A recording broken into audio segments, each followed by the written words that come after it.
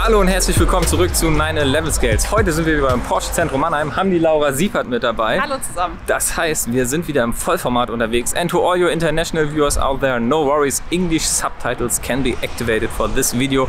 Und dieses Video wird cool, weil wir haben was ganz, ganz Neues von Porsche dabei. Wir haben heute den Cayenne GTS.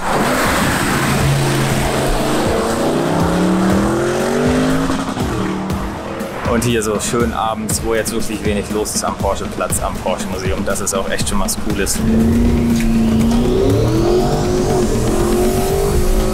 Wieder mit einem V8 am Start, das heißt 460 PS, 4 Liter Motor, das heißt, da geht richtig was.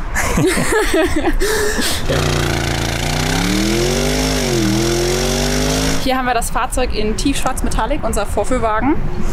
Serienmäßig hat er schon Sportdesign-Paket.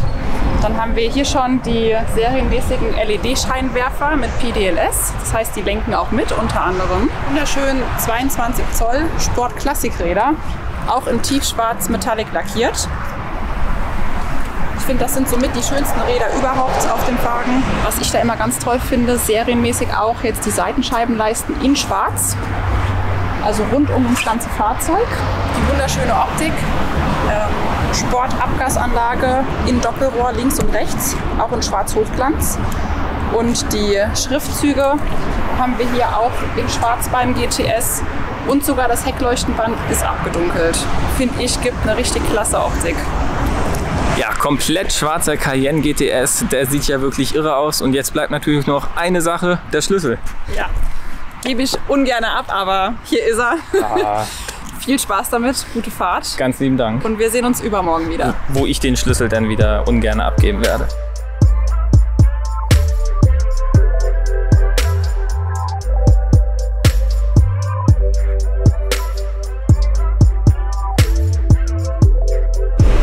So, Plan für heute ist relativ simpel. Ich muss jetzt erstmal noch mal nach Hause fahren. Das heißt, wir fahren in Lindenhof zurück.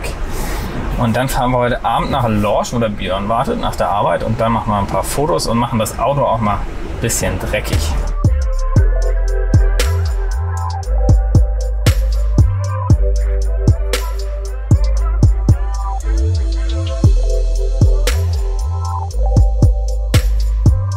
So, jetzt sind wir auf dem Weg zum Björn.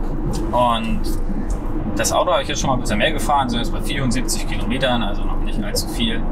Also sind einmal auf dem Königsstuhl hoch, ich und meine Freundin, und boah, dieses Auto ist so komfortabel, das ist super angenehm. Also das ist, meine Güte, das hätte ich nicht erwartet. Klar, Luftfahrwerk und so, das ist natürlich alles auf Komfort ausgelegt. Aber im selben Moment ist dieses Auto sportlich krass. Der hier lenkt ein, das ist unglaublich. Ist natürlich jetzt kein 11er, aber ist nicht weit davon entfernt. Also das ist so zackig.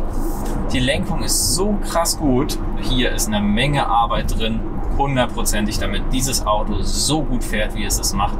Und gleichzeitig unheimlich komfortabel. Also wirklich, das ist... Ich habe noch nie so ein zwiegespaltenes Auto gelebt. Das ist echt genial.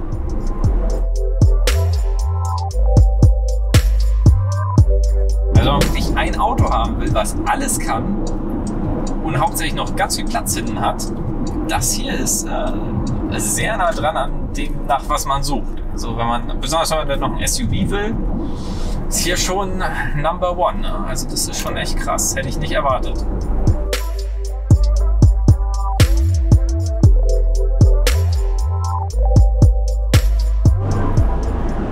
Okay, so ein bisschen fliegen lassen, da kommt der 8-Zylinder her, jawohl. Problem ist 160, also wer jetzt denkt, das ist ein Turbo, ist ja 1000-mal schneller und so, sicher nicht. Wenn es die 460 PS hat oder 550, klar, den Unterschied spürt man, aber nicht bei einer normalen Fahrweise. Das Auto ist total überlegen in allen Bereichen, wie man es sich vom Porsche auch wirklich vorstellen muss. So, jetzt haben wir den Björn wieder dabei. Macht wieder nette Bilder und jetzt wollen wir mal zum ersten Spot fahren. mit dem guten hier durch. Echt ein geiles Ding. Hätte ich nicht gedacht. Wie viel hat er jetzt gelaufen? 650. Also er wurde bestimmt noch nicht ausgedreht. Das habe ich auch noch nicht gemacht. Aber es ist ein unheimlich komfortables Auto. Naja, bei der Höhe. Echt irre leise. Also so leise wie der Taycan, 100%ig. Ja. Aber der lenkt hier ein. Das ist wie ein Supersport. Das ist ja GTS, ne? Krass.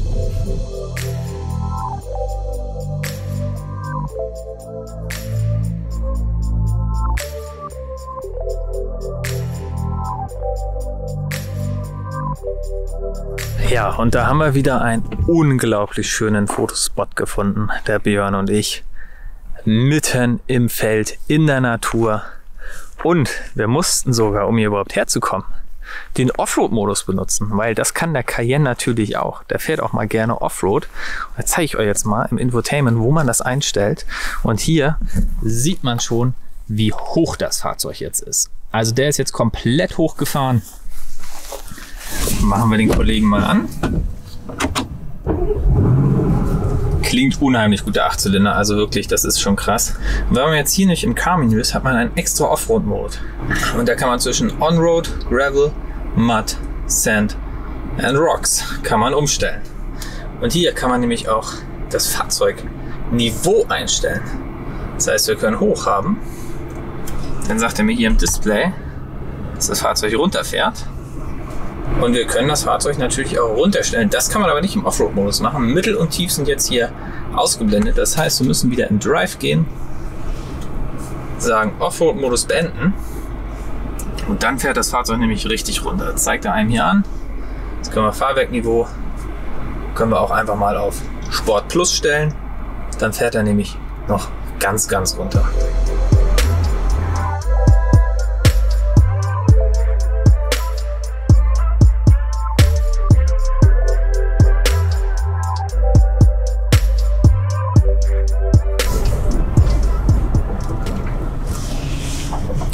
Ja, das kann man nicht mit dem 11er und das kann der Cayenne und dafür braucht man dann auch richtig einen Cayenne. Das ist schon geil, wie der Cayenne das hier absolviert. Ist natürlich jetzt nur ein kleiner Feldweg, ist kein richtiger Offroad-Geländepark, aber wenn man Offroad fahren will, das im sicheren Umfeld, kann ich wirklich nur empfehlen, das mal in Leipzig zu machen. Meine Freundin hat es mal gemacht, das war absolut krass, was der Cayenne so absolvieren kann. Und hier der GTS, jetzt auch hier die Mega-Steigung, das ist für den alles gar kein Problem.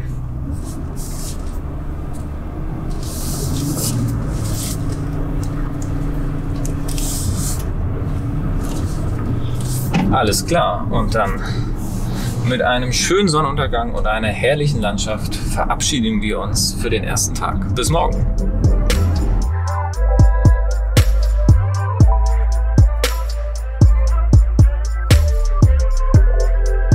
So, guten Morgen. Tag geht wieder los. Wir haben den Jan wieder mit dabei. Vielleicht erkennt ihn ja noch einer aus dem Taycan-Video. Das erste, was wir jetzt natürlich machen müssen mit dem Auto, wir müssen es erstmal waschen, nachdem wir da gestern Abend so schön unterwegs waren. Und vor uns fährt gerade auch ein guter Freund von mir in seinem 991.1 Carrera S Cabriolet. Auch ganz spannend. Man kann mal kurz vergleichen zu dem 992 aus dem letzten Video, wo da genau die Unterschiede sind. Aber er klingt auf alle Fälle schon mal unheimlich gut. Also 3.8er Sauger ohne OPF ist dann doch 3.8er Sauger. Das gibt es heute einfach nicht mehr.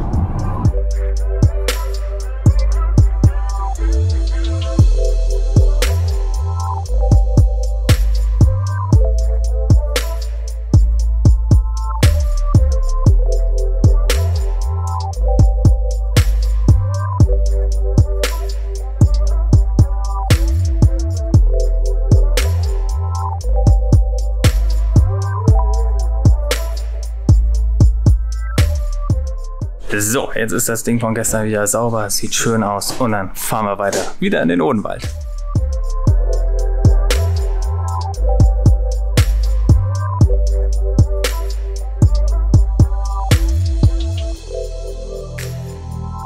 So, sind wir wieder an meinem Favorite-Platz, wo wir auch mit dem 992 waren und mein guter Freund hat hier seinen 991.1 Carrera S mitgebracht.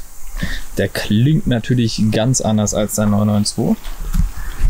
Und ich dachte, das ist nochmal eine ganz lustige Sache, wenn wir den nochmal vergleichen mit dem 992. Auch unter dem Hintergrund, dass dieses Fahrzeug jetzt hier ungefähr halb so viel kostet wie der 992. Ist aber auch natürlich, muss ich sagen, 8 Jahre alt. Also wirklich schon, man kann sagen, ein altes Auto. Aber alte Autos klingen halt immer sehr gut. Was auch ganz wichtig ist, um die Fahrzeuge zu vergleichen. Auch der Kollege hat natürlich ein PDK, noch das alte 7-Gang PDK mit dem großen Wahlhebel.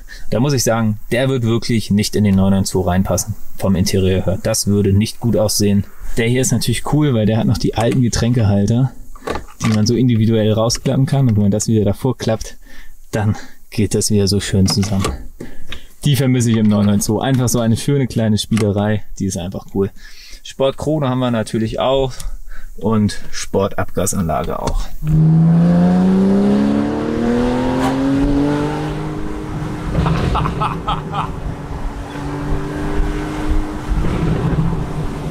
Was ein Klang!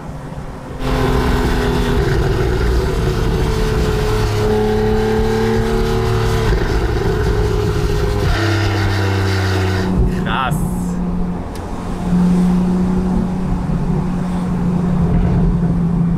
Hört sich ganz anders an als ein 992. Ganz anders.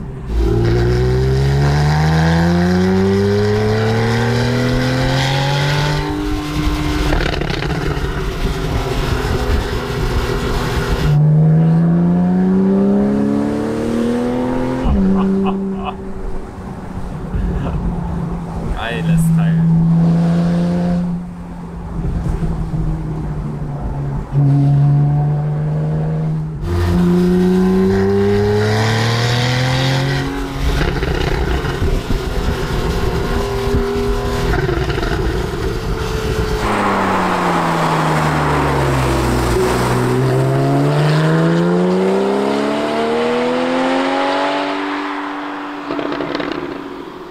Ja, 991.1, der letzte Sauger, 911 Carrera, was ein Klang, irre geil und ganz anders als der 992.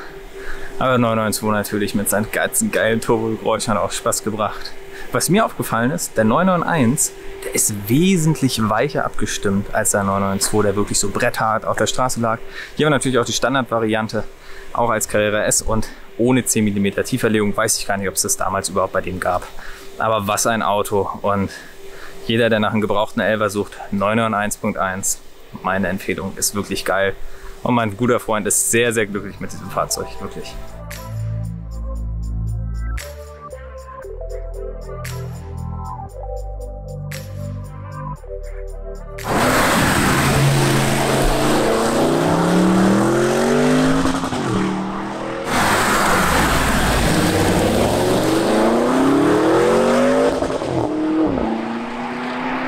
Ja, also Cayenne GTS, das macht schon richtig Rabauts und was ganz lustig ist, drin hört man gar nicht so viel. Wenn man die Fenster runter macht, alter Scholli, die Sportabgasanlage, die knallt richtig raus.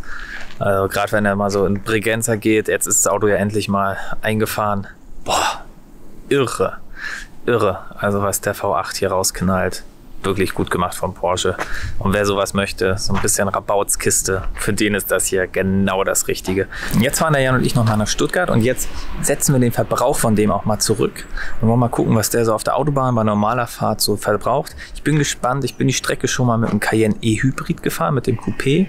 Das war so bei ungefähr 10 Liter Verbrauch. Und hier bin ich jetzt mal gespannt, mit wesentlich mehr Leistung, 2 Zylinder mehr, aber Zylinderabschaltung, was das für einen Unterschied macht. Also, wir sehen uns gleich wieder in Stuttgart.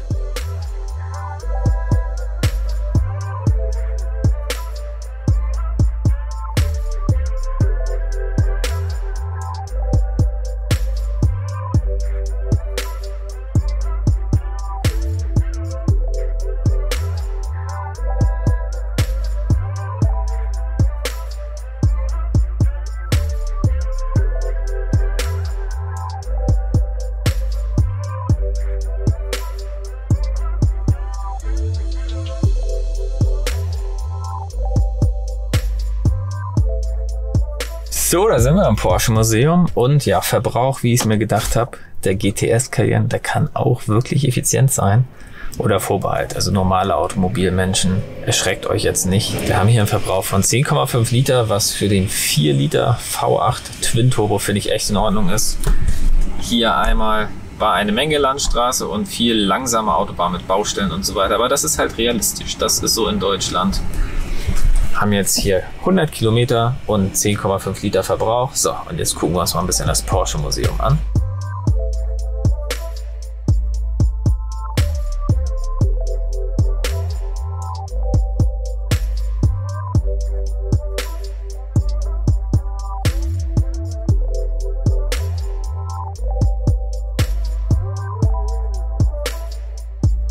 Ja, da geht der Tag schon zu Ende.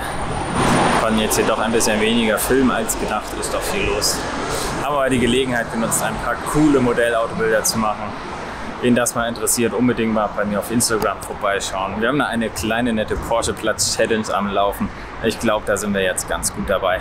Und hier so schön abends, wo jetzt wirklich wenig los ist am Porsche-Platz, am Porsche-Museum. Das ist auch echt schon was Cooles.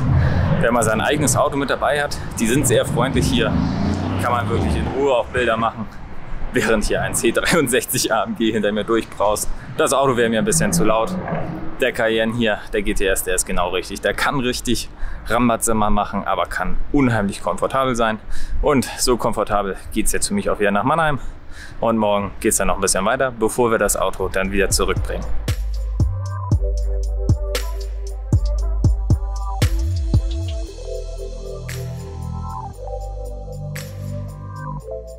So, guten Morgen. Wir starten wieder im Odenwald. Es ist einfach zu schön hier und heute soll der heißeste Tag des Jahres werden.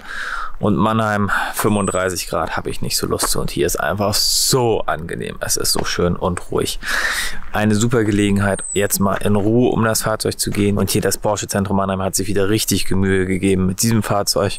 Allah, schauen wir uns das mal an. So, hier haben wir den schicken Cayenne GTS, nicht als Coupé in der Standardform. Von der Front her, GTS kriegt das Sport-Design-Paket Standard. Das heißt, vorne sieht das alles ein bisschen maskuliner aus, ein bisschen aggressiver aus. Finde ich es aber trotzdem noch ganz human. Ist nicht zu aggressiv, was auch bei Porsche eher untypisch ist. Wir haben das Standardlicht verbaut, das heißt, wir haben kein Matrix-LED-Licht. Und hier, wer jetzt sich wirklich einholt, ich bin ein riesen Matrix-LED-Licht-Fan. Ich finde, das ist einfach besser. Besonders auch komfortabler. Räder haben wir 22 Zöller. Vorne und hinten, und hier haben wir diese richtig schicken Räder. Ich finde, die sehen einfach so gut aus. Das Fahrzeug ist natürlich komplett schwarz. Also das heißt, wir haben die Türumrandung auch in komplett schwarz, in Hochglanz. Spiegel, alles schwarz, Hochglanz. Türgriffe, schwarz, Hochglanz. Bremsen, die normale Stahlbremse. Es gibt auch natürlich eine Keramikbremsanlage, aber sind wir mal ehrlich, das braucht man nicht wirklich. Hier würde ich sagen, die Bremssättel hätte man auch noch schwarz machen können, oder? Dann wäre wirklich alles schwarz. Hinten, Cayenne sieht wirklich gut aus. Es hat einfach was, dieses Leuchten. Und beim Cayenne ist es extrem gut gelungen, finde ich. Gerade bei der Nicht-Coupé-Variante wirkt das richtig gut. Wir haben natürlich eine elektrische Heckklappe, wie man das kennt. Ganz praktisch hier beim Cayenne. Wir können das auch gleich mit verschließen. Und wir haben zwei extra Knöpfe hier. Hier haben wir einmal eine Anhängerkupplung, die man ausmachen kann. Ja, die kommt dann hier unten raus, weil der Cayenne ist natürlich das Zugpferd in der Porsche-Palette. Deswegen ja auch nicht das PDK, sondern 8-Gang-Wandlerautomatik. Kann dann, glaube ich, bis zu 3,5 Tonnen ziehen. Und die können wir auch wieder einziehen. Weiter der nächste Knopf. Kann man das Fahrzeug zum leichteren Entladen und Beladen absenken. Den muss man gedrückt halten.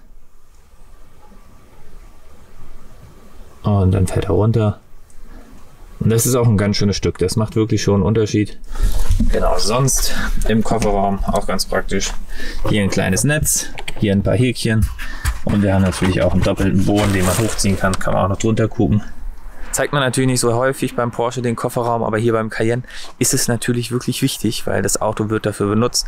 Und der Kofferraum ist wirklich sehr groß, da passt eine Menge rein. Und ja, ich bin kein Coupé-Fan beim Cayenne, ich bin ja generell kein SUV-Fan, aber wenn Cayenne, dann den normalen, da passt wirklich was rein. Kleines nettes Gimmick, der hier hat Soft-Close-Türen. Braucht man vielleicht nicht unbedingt, ich finde es wirklich cool. Interieur ist auch bei diesem Fahrzeug alles schwarz. Also schwarz auf schwarz. Die Zierelemente sind auch schwarz gewählt, so ein schwarzes Aluminium. Ja, wenn man das mag, ist sehr gut. Wäre jetzt nicht mein Stil, ich mag gerne ein helles Interieur. Aber passt hier natürlich schwarz auf schwarz, sieht böse aus. Ja. Hinten sitzt sich das sehr bequem drin. Unheimlich viel Platz und allem drum und dran. Und hier, was ich zeigen wollte, die 4-Zonen-Klimaautomatik ist ausgestattet. Ist auch ganz cool, ich finde, die Fenster sind hinten abgedunkelt. Die hier sind ein bisschen dunkler als die vorne. Und wir haben ein riesengroßes Panoramadach, das man auch öffnen kann. Das ist wirklich cool. Zeige ich gleich mal, wenn man nach vorne geht. Und hier, wenn wir mal hinten sind, das finde ich ist das beste Interieur, was es bei Porsche gibt. Das ist wie aus dem Panamera. Eine Mischung aus Knöpfen, einem klassischen Wahlhebel für die Gänge, einem schön großen Touch-Display, ein Multifunktionslenkrad und eine halb analog digitale Instrumententafel. Das finde ich finde, das ist wirklich das beste Interieur, was Porsche so hat von der Benutzung her. Soft-Close-Türen sind echt was Feines. Ich mag die sehr. Sitze hier sind nicht die besten. Das heißt, die besten, die hier sind auch mega bequem. Ich finde die unglaublich gut. Das Auto ist echt sehr, sehr bequem mit diesen Sitzen. Das hier sind die 14-Wege-Sitze, nicht die 18-Wege-Sitze. Die reichen auch völlig aus. Viel mehr braucht man nicht. Die 18-Wege-Sitze sind halt cool, wenn man sich noch die Seiten von den Sitzen einstellen kann. Aber da muss man auch ganz schön rumfummeln, bis man das alles eingestellt hat. Deswegen auch hier bei den 14-Wege-Sitzen, ich finde es auch immer gut, das Memory-Paket mitzunehmen. Und Memory-Paket heißt natürlich auch, wenn ich mich jetzt reinsetze,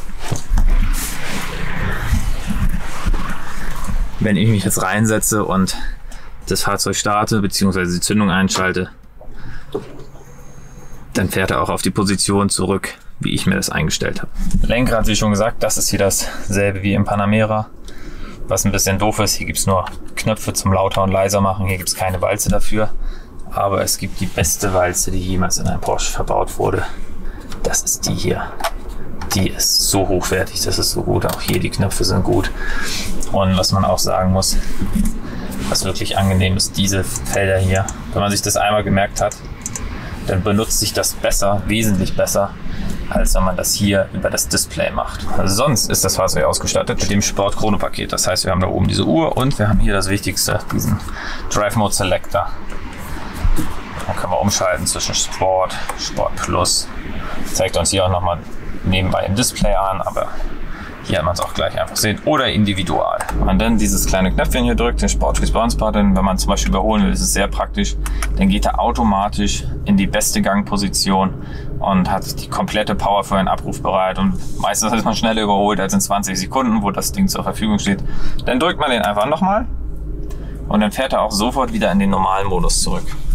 Also es ist sehr praktisch beim Überholen, weil da muss man nicht in den Sportmodus gehen oder die Button betätigen. Man drückt einfach das kleine Knöpfchen und das macht im Prinzip alles. Es hört sich ein bisschen lächerlich an, das ist ja eigentlich ein Sportfeature, aber ich finde, das ist ein unheimliches Komfortfeature, weil man macht einfach ein Knöpfchen, überholt, drückt das Knöpfchen wieder, fährt sanft weiter.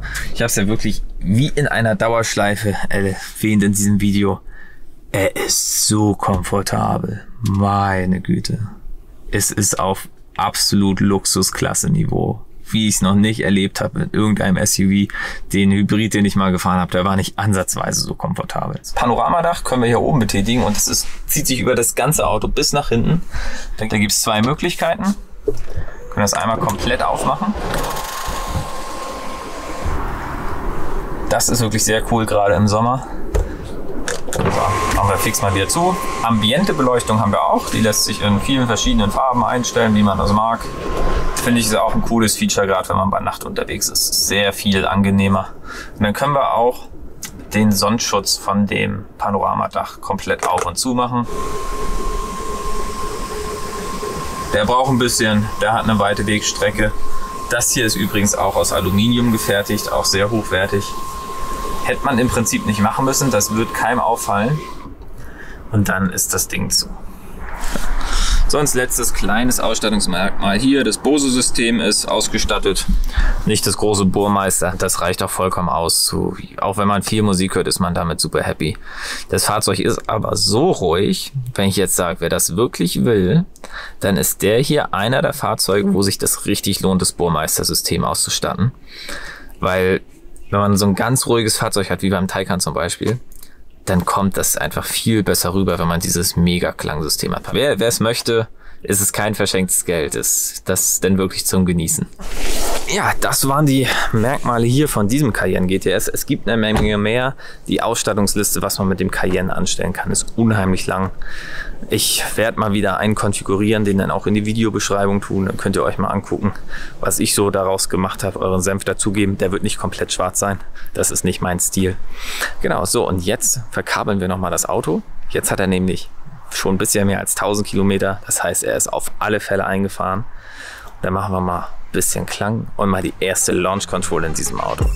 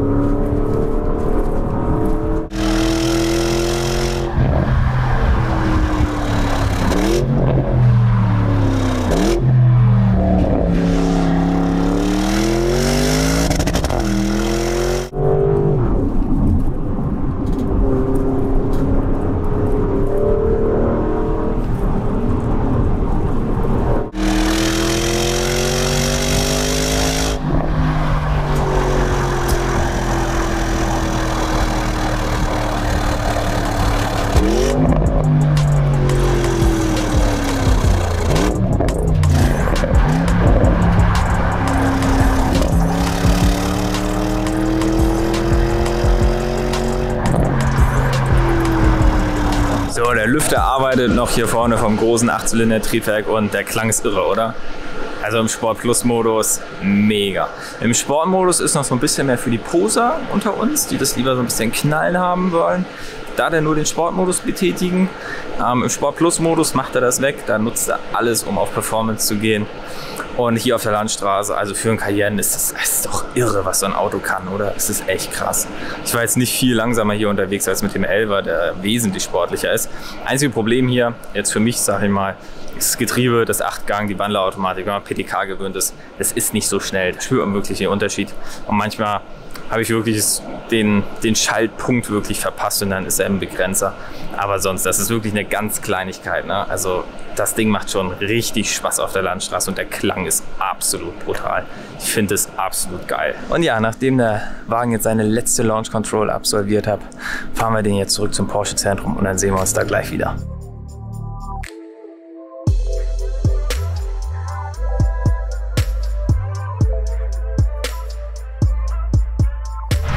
Zack, da sind wir wieder zurück im Mannheim am Porsche Zentrum mit der Laura Siepert, die haben wir wieder dabei.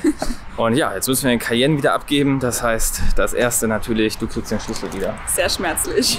Ja, das war aber wieder cool. War wieder cool. Ja, definitiv. Wie war es insgesamt? Mega. Also ich mag keine SUVs, aber ich liebe dieses Auto. Das beschreibt es ungefähr am besten. Das sagt alles aus. Ja, wenn man echt so eine Pro- und Kontraliste machen würde, es wäre sehr viele Pros und ein Kontra. Ich mag keine SUVs. Was ist ein Pro zum Beispiel? Ja, Pro. Komfort in allen Bereichen Komfort. Verbrauch ist auch okay. Ja, also das geht. Und ja, dann halt der Klang. Ja. Das ist halt das größte Pro. In Verbindung mit dem Komfort also einfach. GTS finde ich auch. Das ist echt mega. Das hätte ich nicht gedacht, dass das so gut klingt. Ja, war wieder echt geil. Hab ganz lieben Dank. Hat mich auch gefreut.